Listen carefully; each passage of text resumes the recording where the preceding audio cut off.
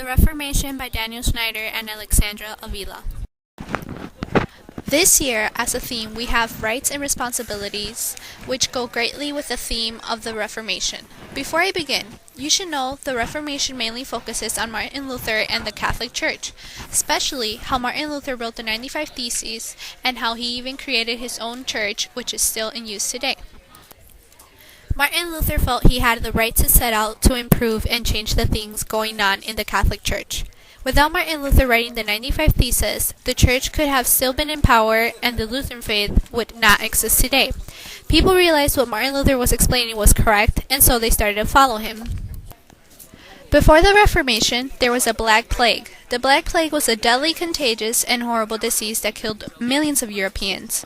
During that time, people were power-thirsty, especially the Catholic Church. The Catholic Church wanted to be in full control of everything at the time and felt were the only religion that was valid. Martin Luther disapproved of this. Martin Luther wanted to make known to the Catholic Church their problems, so he decided to write the 95 Theses.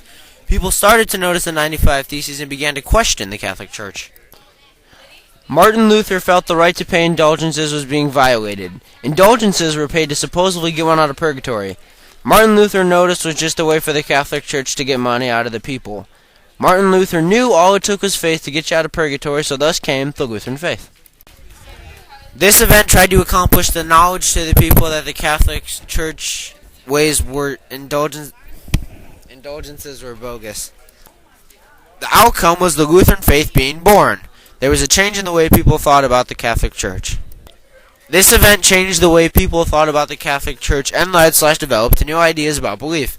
Martin Luther still has his faith today and thrives with the history of one leader changing the perspective of others.